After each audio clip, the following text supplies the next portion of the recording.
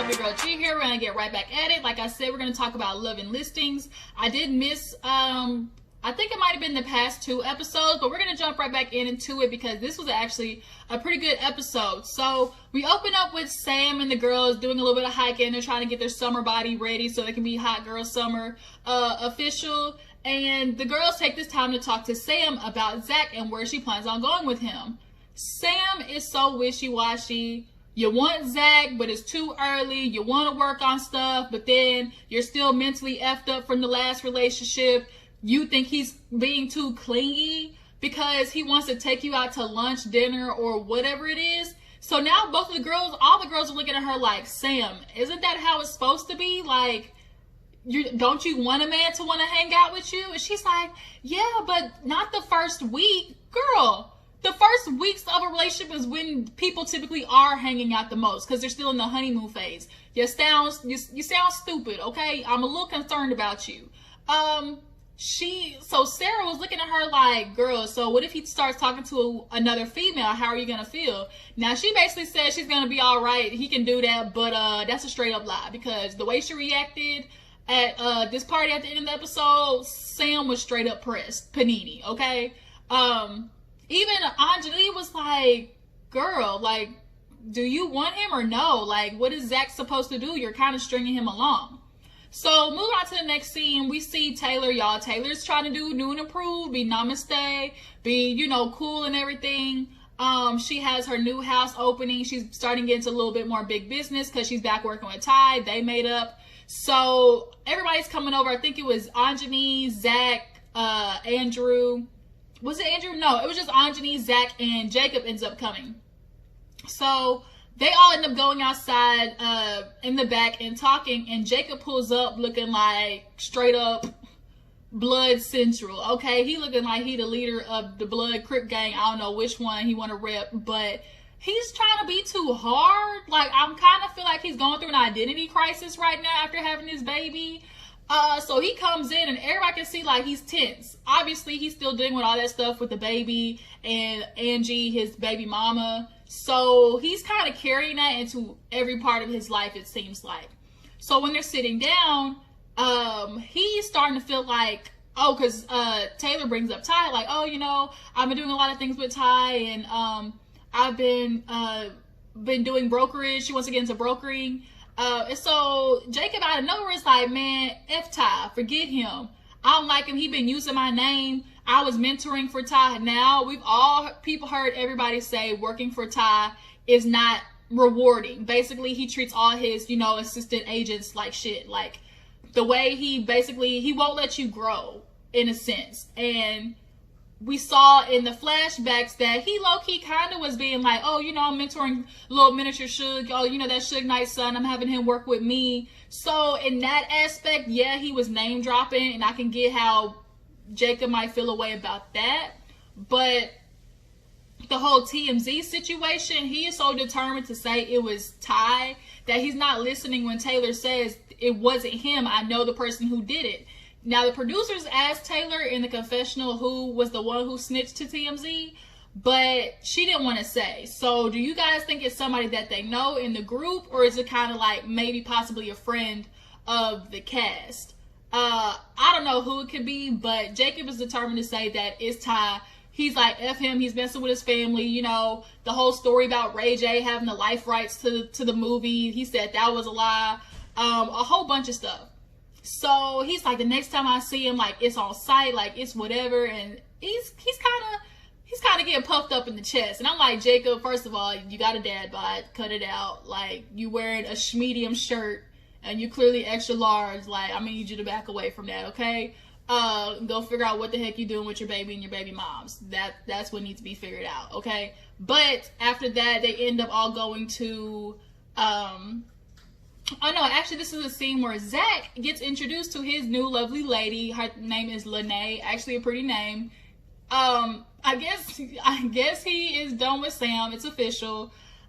Sarah actually is the one that connected Zach and this girl together. Yeah, I don't know how we're supposed to figure that one out. Like, was Sarah being messy to be Sam's friend and to hook Zach up with somebody else? we'll get back to that at the end of the episode when, you know, Sam pops off. But we see Zach is decided to leave Sam alone. He kind of feels like she's playing him for a fool. He's been trying to show her what a good man is, da-da-da-da. And, you know, show her that he wants to take her out, show her the finer things in life, all that type of good stuff. You know, that Sam's saying that she wants a good man, but doesn't, you know how to act with it because she's used to being with dudes that lie to her and tell her, you know, they're single when really they got an extra side family on the other side of the tracks. So, yeah. So he's with this girl, Lene. She's really cute. Like, I think she's some type of Asian descent, possibly. I don't know. But they're vibing. You know, things seem to be popping off well. She's in the real estate, you know, world too. So that's something that they mesh on. And she actually tells Zach that she knows about the whole situation with Sam because Sarah filled her in. Now, Zach kind of does this awkward laugh because he's kind of like, and you know, at first, because like as a dude, to hear that the girl that you're possibly dating already knows about your ex situation, like that can be a little, you know, iffy. But she kind of handled it well. He basically explained to her, you know, look, we're not going anymore. Like, I cut ties with it. But Zach isn't really being honest with the fact of saying, like, oh, you know, I tried to work on things with her, and things didn't work out. Because I don't think he wanted to come across like, oh, because that didn't work out, I'm going to be with you. You know what I'm saying? So, Zach and her actually, like, they look like a cute little couple. He's so determined he wants to be in a relationship and stuff like that, but obviously he's not going to be with Sam because Sam's still stuck on stupid on whatever dude that she was with in the past. So Taylor has this house showing for Nick Young. What team does Nick Young play for? I can't remember, but we all know him to be Swaggy P. Ain't that him? Is it Nick Young Swaggy P? I think that's him. Yeah. He used to date Iggy Azalea. Oh, by the way, y'all know Iggy Azalea got a son? Like, she had a whole son and didn't tell anybody. Like, what the hell? So he's coming in the house looking like a remix version of a Jesus robe on. Had on some, like, I don't know, like, macrame pants on. I don't know what he had on. But, you know, this new NBA swag is something different. So he comes in. He likes the house. I guess they're going to use it for a party first, and then he possibly might consider renting, buying, whatever. But just for the meantime, you know, when you have big name customers or big name, you know, buyers, you know, they typically lease to sell, and Taylor's trying to not think about the long game, you know. So Andrew's actually there, and so he has been doing better, I guess, in the group ever since they all made up in Palm Springs. Taylor wasn't originally working with Andrew because of loyalty to Anjani. So I just find it so ironic when she was like, well, because Anjani doesn't care, shoot, why should I?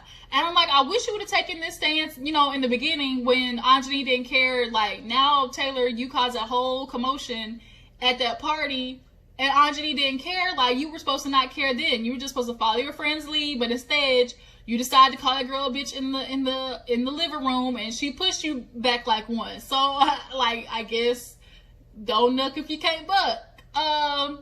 So they end up throwing the party, and everybody's showing up. Taylor's dress actually was really cute. Oh no, we see the scene with Jacob.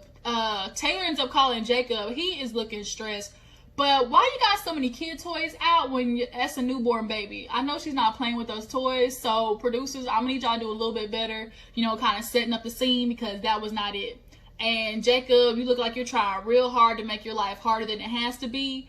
And she's asking him about, you know how things are going with Angie. He's saying he wants to work on his family and, you know, be a real man and be there for his woman and his kid. But you clearly didn't want to be with her. Your only reason you're with her is because you knocked her up. Y'all were only together for, 2 or 3 months.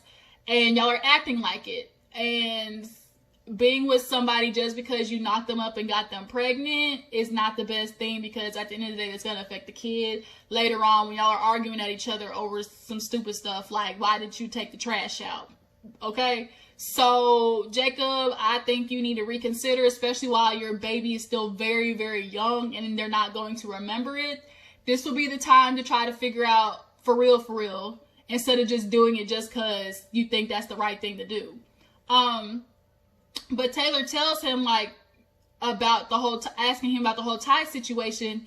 He's kind of getting an attitude, was like, you need to stay out of it. It's not your place. She's still trying to tell him Ty's not the one who did it. Nah, F him. I know him. I know I got the resources. I know he was the one who did it, just lying on my name, trying to steal, you know, because I'm Suge Knight's son. Everybody wants a piece of us and our name and our business, and I'm not going on no punk like that no more. Like, I'm Suge Knight's son.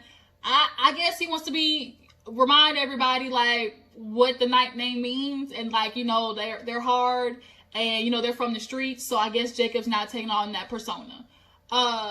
So it's the day of the party. It looked really nice. They ended up doing like a like black, I don't know what kind of party that was. But Most Hated. I think Nick Young has a clothing line called Most Hated. So that's what that was for. Put this piece back here, it's bothering me. So Taylor, Andrew are there first. I think Zach actually comes second.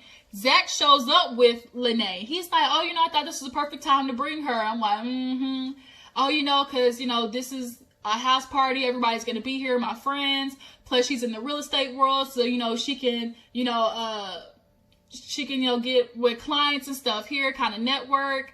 And I was like, it's real convenient.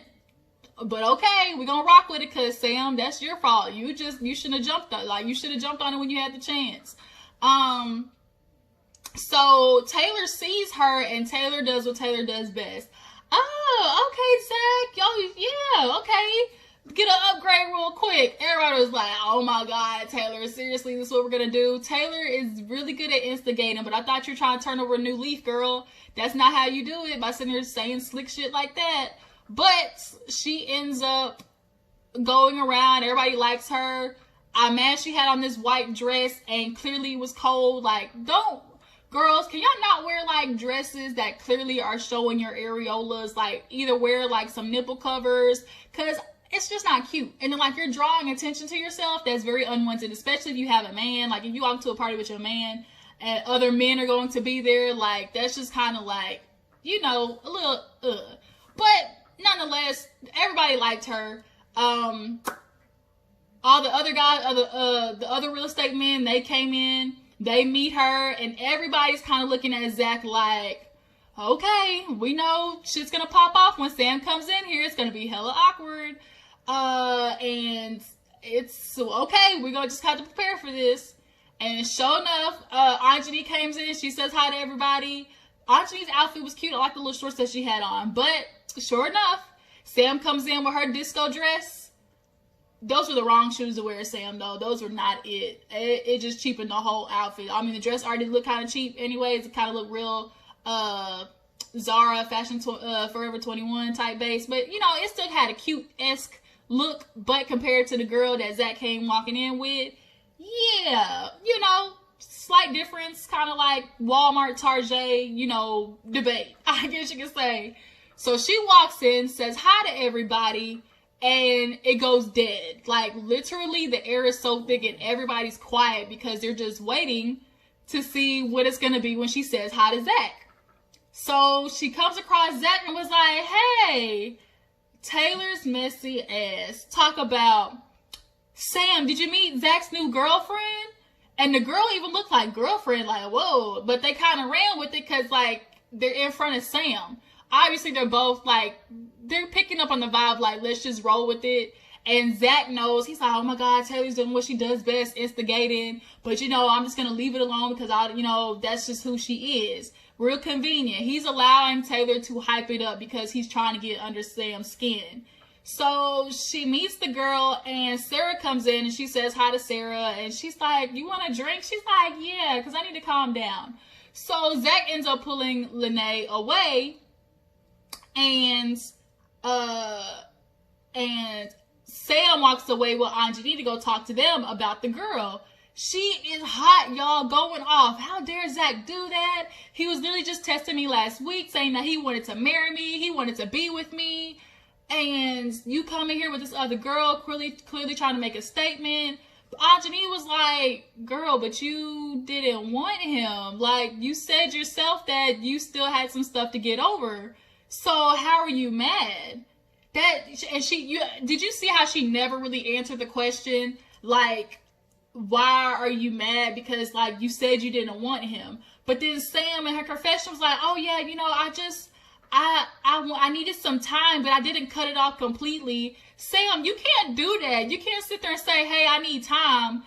And then I'm not going to say no, absolutely. Like, no, we can't do this. Because then you're just toying with him. You're going back and forth. Because it had been roles reversed and Zach had came to you and been like, oh, I could see myself with you, but I just need time. And then every other day he was, having sex with another bitch. Like, that just would have been messed up. So you're kind of doing the same thing.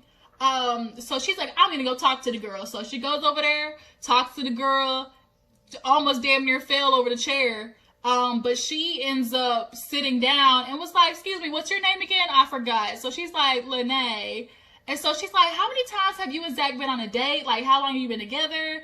And she didn't want to tell her. She's like, first of all, like, what are all these questions for? She's like, I'm just asking because, Zach said he wanted to marry me. And, this was just last week. And she's like, well, I'm sure if he wanted to marry you, he would have did it already.